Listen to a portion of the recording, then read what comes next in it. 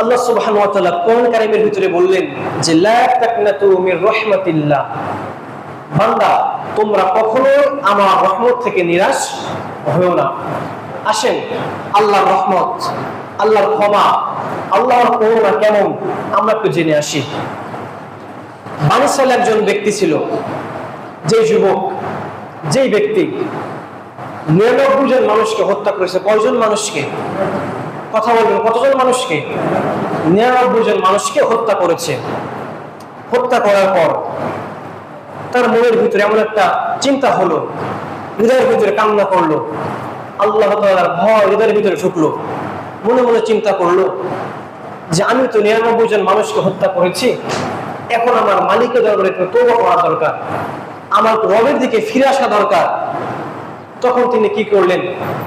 তওবা করার জন্য তিনি গেলেন একজন আবেদের কাছে। আবেদ এবং আলেমের ভিতরে পার্থক্য আছে। আবেদ হলো সেই ব্যক্তি যেই ব্যক্তি সব থেকে বেশি রবের ইবাদত করে, আর আলেম হলো সেই ব্যক্তি যেই ব্যক্তি সব থেকে বেশি জ্ঞান অর্জন করে। জোরে বলি সুবহানাল্লাহ। তিনি গিয়েছিলেন আবেদের কাছে, কোনো আলেমের কাছে নয়। যাওয়ার পরে তিনি আবেদের সঙ্গে বললেন যে আমি আমার জীবনে এমন 99 জন মানুষকে হত্যা করেছি, এখন রবের ভয় আমার অন্তরের ভিতরে আসে। এখন যদি আমি তওবা করি তাহলে আমার রবকে আমাকে ক্ষমা করবেন, আমার রবকে আমাকে মাফ করবেন। আবেদ বললেন যে তুমি এটা কেমন কথা বলো? তুমি 99 জন মানুষকে হত্যা করে তুমি ক্ষমা আশা চাও কিভাবে? তুমি মনে রাখো তোমার রব তোমাকে কোনো সময় মাফ করবে না, ক্ষমা করবে না। ওই ব্যক্তি বলল, যেহেতু আমার রব আমাকে মাফ করবে না, আমাকে ক্ষমা করবে না, তাহলে তোমার বেঁচে থেকে কোনো লাভ নাই, আমি তোমাকে হত্যা করব। এর ফলে তিনি ওই মানুষটাকে হত্যা করলেন। 100টা হত্যা তিনি করলেন। কতজন মানুষকে? 100 জন মানুষকে তিনি হত্যা করলেন। এই আবেদ ছিল অযোগ্য আলেম, তার কোনো জ্ঞান ছিল না, তিনি করতেন ইবাদত, কিন্তু তার ভিতরে দ্বীনের কোনো শিক্ষা ছিল না। এরপরে এক পর্যায়ে তিনি সমাজের মানুষের কথোপকথন করলেন। করার পরে মানুষের কাছে জিজ্ঞাসা করলেন যে আমি এমন তওবা করতে চাই, আমি কোথায় যাব, কি করব? সমাজের মানুষ একটা উপদেশ দিল যে তুমি ওই জায়গায় যাও, ওখানে একজন আলেম আছে, তুমি তার কাছ থেকে পরামর্শ নাও এবং তুমি তওবা করো। সকলের কথা মতো তিনি ওই আলেমের কাছে গেলেন তওবা করার জন্য।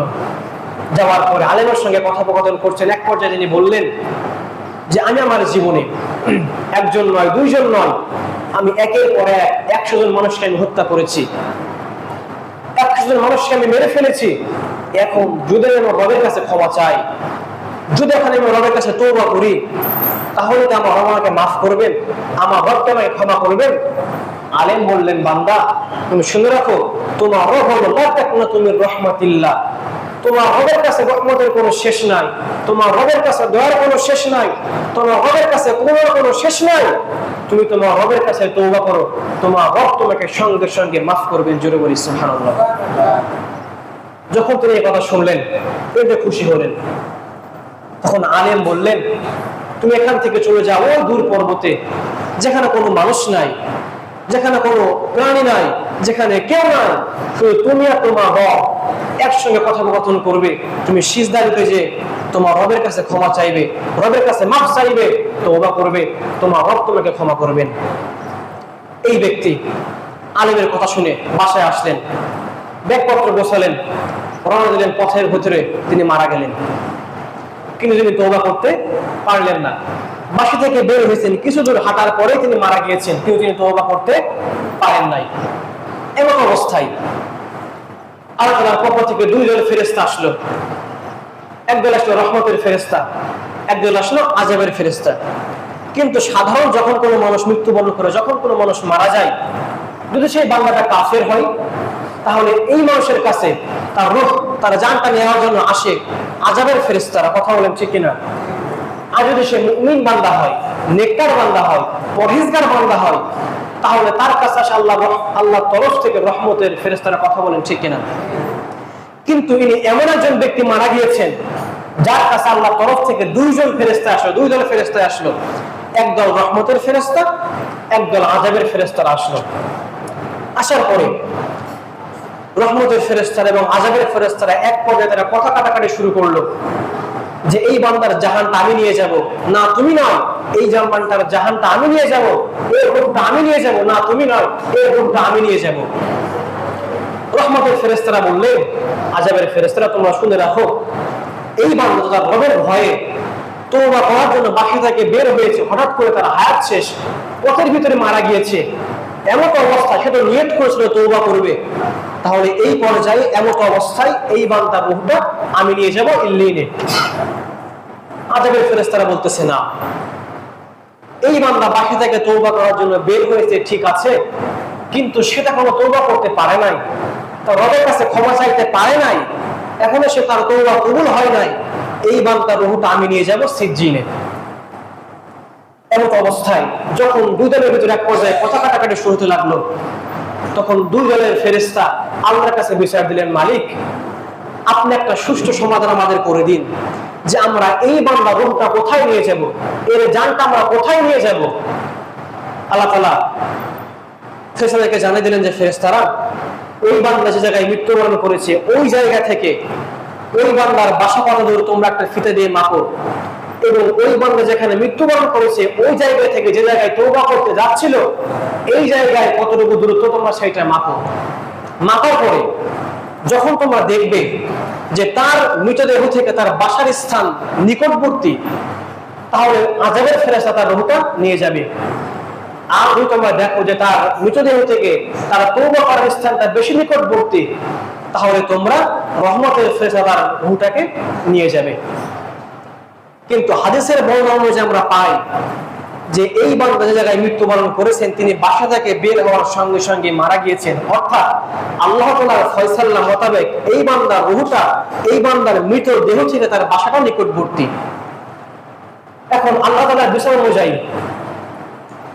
আযাবের ফেরেশতারা এই বান্দার রূহটাকে নিয়ে যাবে, কিন্তু আল্লাহ তাআলার কৌশল দেখেন। আল্লাহ তাআলা বলেছেন, লা তাকনাতু মির রাহমাতিল্লাহ, বান্দা তোমরা কখনোই আমার রহমত থেকে নিরাশ হবে না। আল্লাহ তাআলা সঙ্গে সঙ্গে আরামদায়ক ফেরেশতাকে পাঠিয়ে দিলেন যে ফেরেশতারা তোমরা দ্রুত যাও। আল্লাহ তাআলা নির্দেশ করলেন এই ফেরেশতাদেরকে যে ফেরেশতারা তোমরা মৃত দেহ থেকে তার বাসার পথটা মাপা শুরু করো। যখন মৃত দেহ থেকে তার বাসার পথটা মাপা শুরু করলো, আল্লাহ তাআলা আরামদায়ক ফেরেশতাকে পাঠিয়ে দিলেন, ফেরেশতারা তোমরা দ্রুত যাও। তোমরা যাওয়ার সঙ্গে সঙ্গে যখন ওই মৃতদেহ থেকে তার বাসার পথের দূরত্ব মাপা হবে, তখন তোমরা ওই বাসার পথের দূরত্বটা প্রশ্নটা এতভাবে বাড়িয়ে দিবে, লম্বা করে দিবে, দীর্ঘ করে দিবে, যাতে করে মৃত দেহ থেকে তার বাসার দূরত্ব বেশি হয়ে যায়। জোরে বলি সুবহানাল্লাহ। এবং তোমরা যখন তার মৃতদেহ থেকে তওবা করার স্থানটা যখন সে মাপবে ফেরেশতারা, তখন তোমরা তার মৃতদেহ থেকে তওবা করার স্থানটা এমন ভাবে সংকীর্ণ করে দিবে, এমন ভাবে ছোট করে দিবে, যাতে করে মৃতদেহ থেকে তওবা করার স্থানটা ছোট হয়ে যায়। যেটা বলি সুবহানাল্লাহ। আল্লাহ সঙ্গে সঙ্গে ফেরেশতাদের হুকুম করলেন, ফেরেশতারা আসলো, সঙ্গে সঙ্গে ফেরেশতারা মৃত দেহ থেকে তারা তওবা করার স্থানটা সংকীর্ণ করে দিলেন, জায়গাটাকে ছোট করে দিলেন। রহমতের ফেরেশতারা আসলেন, সঙ্গে সঙ্গে ওই মৃতদেহ ঘুরানি চলে গেলেন, জানটা নিয়ে আল্লাহ তাআলা দরবারে চলে গেলেন। জোরে বলি সুবহানাল্লাহ। আল্লাহ তাআলা বলেছেন, বান্দা লা তাকনাতু মির রাহমাতিল্লাহ, do not despair of the mercy of Allah. Allah বলেন, বান্দা তোমরা কখনোই না, কখনোই না, লা না কখনোই না, তাকনাতু কখনোই না, মির রাহমাতিল্লাহ আমার রহমত থেকে, আমার ক্ষমা থেকে, আমার তওবা থেকে বান্দা তোমরা কখনোই নিরাশ হবে না। জোরে বলি সুবহানাল্লাহ। আল্লাহ তাআলা বলেছেন, ওয়ালিমান খাফা মাকাম রাব্বিহি জান্নাতান, আর যেই বান্দা আমি আল্লাহকে ভয় করে, আমি আল্লাহকে ভয় করে চলে, বান্দা তুমি শুনে রাখো তোমার মৃত্যুর পরে আমি আল্লাহ মাকামা জান্নাতান, মাকামা রাব্বিহি জান্নাতান, আমি আল্লাহ তোমাকে জান্নাত দিব দুইটা। জোরে বলি সুবহানাল্লাহ।